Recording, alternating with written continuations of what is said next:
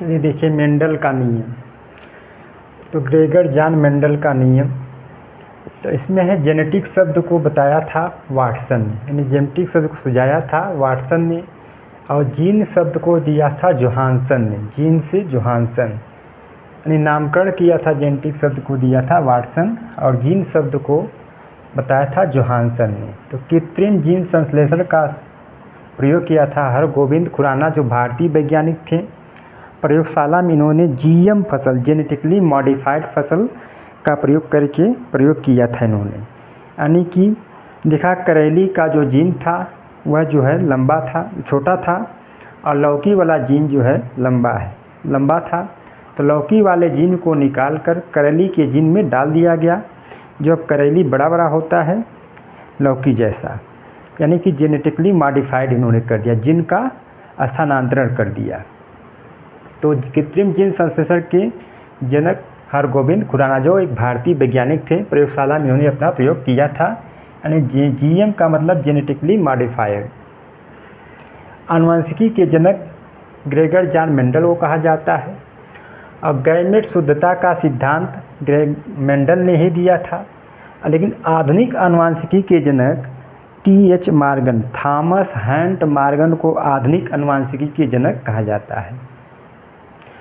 उसके बाद चलिए देखिए आनुवंशिकता क्या होती है। तो जनकों से पीढ़ी दर पीढ़ी संतति में, यानी कि अपने संतानों में पहुंचने वाले लक्षण को आनुवंशिकी लक्षण कहते हैं, और जो लक्षण स्थानांतरण होता है उसे आनुवंशिकता कहा जाता है। यानी कि अपने माता पिता से अपने संतानों जो लक्षण जाते हैं उसे आनुवंशिकी लक्षण, और जो स्थानांतरण हो गया लक्षण उसे कहता है आनुवंशिकता कहलाता है।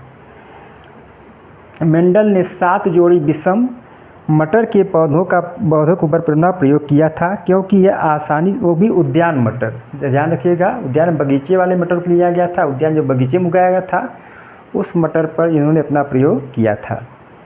7 जोड़ी विषम प्रजाति के मटर के पौधों पर।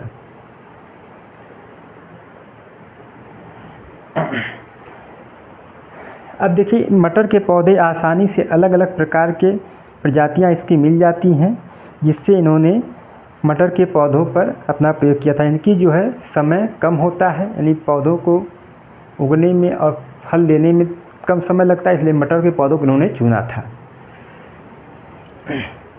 अब थोड़ा सा जीनोटाइप क्या होता है, वैसे लक्षण जो बाहर से देखने पर समझ में नहीं आते लेकिन उनके जीन में अंतर होता है, तो ऐसे जो क्या कहलाते हैं जीनोटाइप कहलाते हैं। जैसे 2 मटर के पौधे लंबे हैं, अब वो हम देख करके भौतिक रूप से, यानी कि प्रत्यक्ष रूप से देख कर उसको हम अंतर नहीं कर सकते हैं, लेकिन उसके जीन में अंतर, किसी का जो है फूल नीला खिलेगा, किसी का सफ़ेद खिलेगा, किसी का जो है फल पीला होगा, किसी का हरा होगा, किसी का बीज जो है गोल होगा, किसी का चपटा या झुर्रीदार होगा। इस तरह से जो है अंतर नहीं कर पाएंगे, जीन में इनके अंतर होता है, क्या कहलाएगा जीनोटाइप। जीन में अंतर है तो जीनोटाइप। वैसे लक्षण जिससे हम बाहर से देखने पर समझ न सकें, मतलब अंतर न कर सकें, तो ऐसे लक्षण क्या कहलाते हैं जीनोटाइप। वैसे लक्षण जो बाहर से देखने समझ में नहीं आते हैं बल्कि इनके जीन में अंतर होता है, ऐसे पौधे जीनोटाइप कहलाते हैं। अब फिनोटाइप है तो ऐसे लक्षण जिनको हम देख कर बाहर समझ सकें, जैसे कुछ मटर के पौधे बड़े होते लंबे होते हैं, अब कुछ छोटे होते हैं। इसे बाहर देखने समझ नहीं आ गया, लंबा अलग प्रजाति का पौधा है, छोटा वाला अलग प्रजाति का पौधा है, इसको हम बाहर से देख करके समझ सकते हैं। तो वैसे पौधे या वैसे जो लक्षण होते हैं क्या कहलाएंगे फिनोटाइप कहलाते हैं।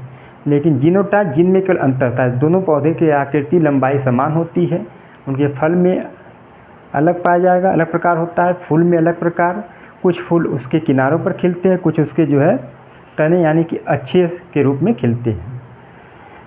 तो फिनोटाइप में वैसे लक्षण जिनको हम देखकर समझ सकें तो वह कहलाते हैं फिनोटाइप, और जिसको देखकर समझ न सकें तो वह कहलाता है जीनोटाइप, जिनमें अंतर होता है।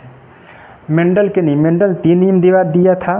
पहला था प्रभाविता का नियम, दूसरा था इसमें गैमेट शुद्धता या पृथक्करण का नियम, तीसरा नियम था स्वतंत्र अपव्यूहन का नियम। तो प्रभाविता का नियम, अगर 2 पौधों को क्रॉस कराया जाता है तो 2 शक्तिशाली जीन होते हैं, वह जो है कम शक्तिशाली जीन पर अपना प्रभाव डाल देते हैं। ऐसे इसमें लिया है। अब पृथक्करण गैमेट शुद्धता का नियम जो है या स्वतंत्र अपविभवन का ऐसे दिया है। मेंडल ने एक लंबा तथा एक बौने पौधे को लिया था, तो लंबा वाला पौधा जो है बौने पौधे पर अपना प्रभाव डाल दिया था।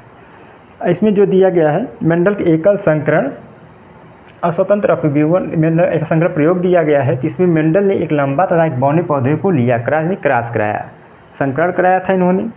तो लंबा को कैपिटल टी से लिखा गया, बौने को स्मॉल टी से। तो इसको जो एक बार क्रॉस कराएंगे तो एक कैपिटल टी और स्मॉल टी, तो यहाँ पे जो है कैपिटल टी और स्मॉल टी वही चीज़ यहाँ पर भी लिखा जाएगा।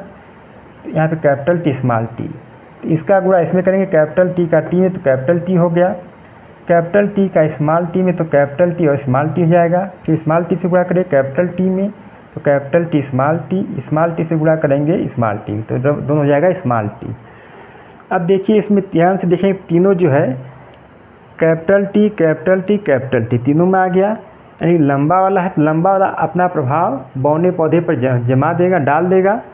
तो इसमें लंबे के जो आए हैं फिनोटाइप अनुपात में कितने हैं लंबा का, 1 2 3, ये फिनोटाइप अनुपात आएगा 3:1, लंबा का 3:1 हो जाएगा।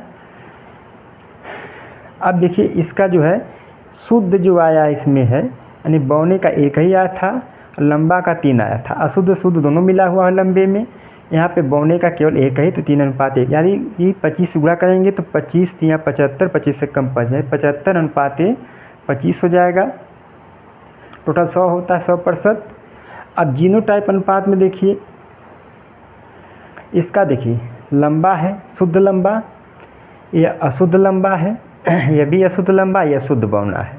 तो शुद्ध लंबा का 1 हो जाएगा, अशुद्ध लंबा का 2 है तो 2 हो गया, और शुद्ध बौना का 1 है तो 1 हो जाएगा। तो यानी कि अनुपात कितना आएगा, 1:2:1, शुद्ध लंबा 1, अशुद्ध लंबा 2 और शुद्ध बौना 1, यानी कि 1:2:1 हो जाएगा। यहाँ 25:50:25 हो जाएगा। उसके बाद आगे देखते हैं मेंडल का तीसरा नियम अगले